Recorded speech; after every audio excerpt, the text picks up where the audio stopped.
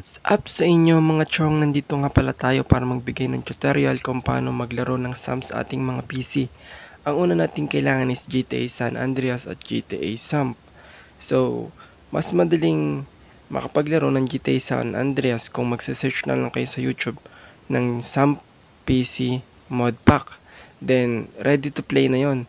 And if gusto nyo naman na mas madali-dali at magandang mod pack na ang makuha nyo, pwede kayong sumali dito sa ating Discord link or dito sa ating Discord channel. And nandito ang ating mga nire-release na mod pack at sometimes nandito rin ang mga ginagamit kong mod pack. So makikita nyo siya sa ating stream on TikTok. Then para makapag-verify dito sa ating Discord channel is need yung sundin itong ating mga requirements. So, ang ating first requirements ay kailangan natin mag-subscribe at mag-hit ng bell dito sa ating YouTube channel. Then, mag-like ng isang video, screenshot nyo na nakapag-like at nakapag-subscribe kayo sa ating channel. Then, follow our TikTok account. Then, screenshot nyo din. Then, after yung may screenshot yung tatlong yun, send nyo lang dito sa ating verification channel. Tulad ng mga nakikita nyo yan. Then, i-verify ko siya. After nun, punta kayo sa ating modpack PC. And suggest ko lang sa inyo ang gamitin nyo itong remake na to. Yan. Kasi magaan siya. So, pang low-end PC siya. Then, ito rin nasa taas. Pero mas prepared yung remake modpack ang gamitin nyo. So, yun. Then, itong modpack na to is may freebie siya dito sa ating channel. Sa Discord channel natin. Check nyo lang itong photos. Then makikita nyo kung anong itsura ng modpack na yun ito. Ayan yung itsura ng modpack na yan.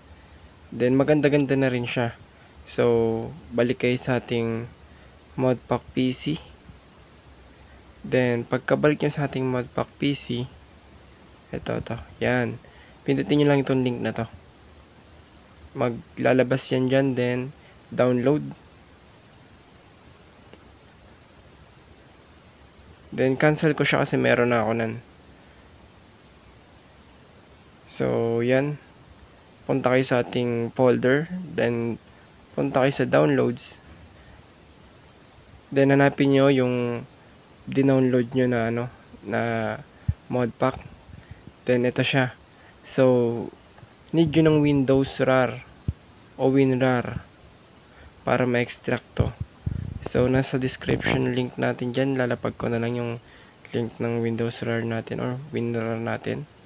Then after nikiklik nyo to, yung modpack na yan, then extract, then okay, then wait nyo na lang siya matapos. Then pag natapos yan ay ready to play na yan. Then papakita ko sa inyo kung paano siya paganahin pa din para full guided kayo. So yan, tapos na siya. Then next nyo na. Then punta kayo dito, yan sa folder na yan na extract nyo. Then hanapin nyo yung SAMP na application, yung may tsurang babae. And ito, click nyo. Then pag click nyo, mag-appear to. Ngayon, itong settings na to, yung logo ng settings na yan, yun, kita nyo ba? Ito, palakihan natin. Yan, ito. Click nyo yan, then folder, logo, downloads. Tapos, yung folder ng modpack nyo, click nyo. Then, click ulit. Then, ito, yan. At meron yan, okay. Save. Then yan, pwede na kayo pumasok sa kahit anong syudad.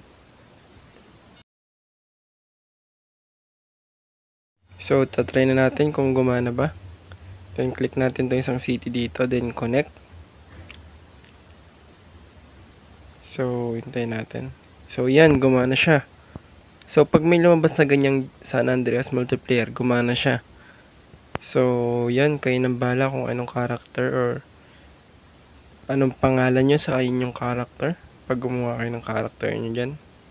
Then, yun. Maglalagin muna tayo.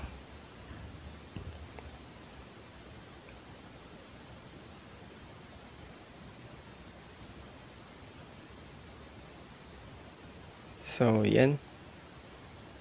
Wait lang natin siya. Medyo matagal-tagal siya. Depende sa syudad to kung paano yung login system nila. So, yan, gumana na siya. So, masasabi nyo gumana yung mic nyo kapag may logo yung mic nyo sa gilid. So, check natin kung gumagana ba talaga yung mic. Punta tayo dito sa may All Saints or sa HP ng GTA Samp.